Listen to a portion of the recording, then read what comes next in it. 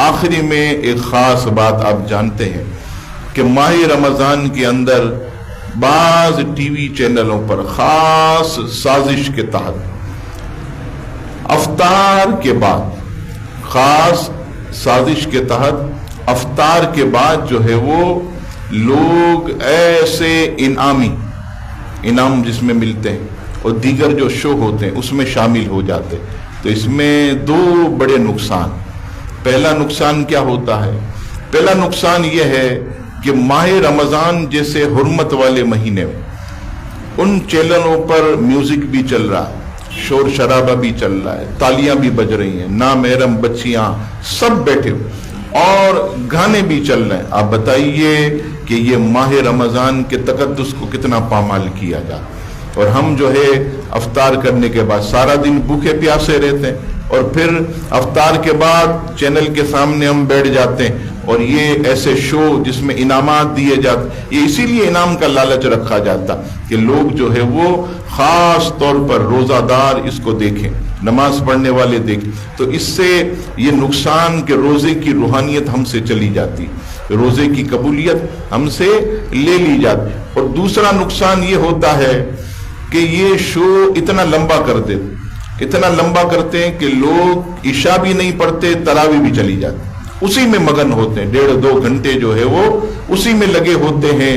اب آپ بتائیے ماہ رمضان میں عشاء کی جماعت بھی چلی گئی، تراویح بھی چلی گئی، یہ کتنا بڑا جو ہے وہ نقصان ہوا۔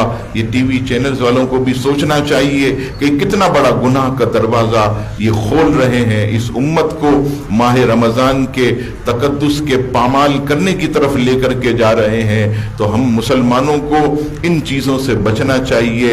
ماہ رمضان میں یاد رکھیے گا، حالت روزہ میں بھی صرف منہ کا نہیں، آنکھوں کا بھی روزہ ہے، ہاتھ کا بھی روزہ ہے، کان کا بھی روزہ ہے، منہ کا بھی روزہ۔ منہ کا روزہ یہ ہے کہ گالی نہ دے، غیبت نہ کرے، کسی کو کوئی تکلیف دینے والی بات نہ کرے۔ آنکھ کا روزہ یہ ہے بدنگاہی نہ کرے، نامحرم بچیوں کو نہ دیکھے، اسی طرح جو ہے وہ موبائل پر الٹی سیدھی تصویریں جو ہے وہ نہ دیکھے۔ اسی طرح کان کا روزہ یہ کہ نہ غیبت سنے، نہ کسی مسلمان کی برائی سنے۔ تو یہ سب چیزوں کا جو ہے وہ روزہ ہے۔ اللہ تبارک و تعالیٰ کرے کہ ہم سب کو اس مبارک عبادت کی لذت نصیب ہو جائے، اس کی چاشنی نصیب ہو جائے۔ تو کوشش کریں، میں تو یہی اپنے بھائیوں کو کہتا ہوں کہ 1 مہینہ مبارک ہے، اس میں ٹی وی کا بالکل بٹن بند کر دیں، کچھ بھی نہیں دیکھنا، کچھ بھی نہیں۔ ہاں افطار کا بھی تو اپنے موبائل میں سیٹ کر لیں، موبائل میں سیٹ کر لیں کہ یہ وقت ہے سحری ختم ہونے کا، یہ پاکستان اسٹینڈرڈ ٹائم یہ وقت ہے، سیٹ کر لیں۔ ٹی وی کو خیر بات کہہ دیں، آپ دیکھنے جائیں گے مذہبی چینل الٹے ادھر ادھر گھما پھرا کے آپ جو ہے وہ ریموٹ کے ذریعے گناہوں کی طرف جائیں گے۔ تو ان چیزوں سے بچیں۔ اللہ تبارک و تعالی ہم سب کو ماہ رمضان کا احترام کرنے کی توفیق عطا فرمائے، آمین۔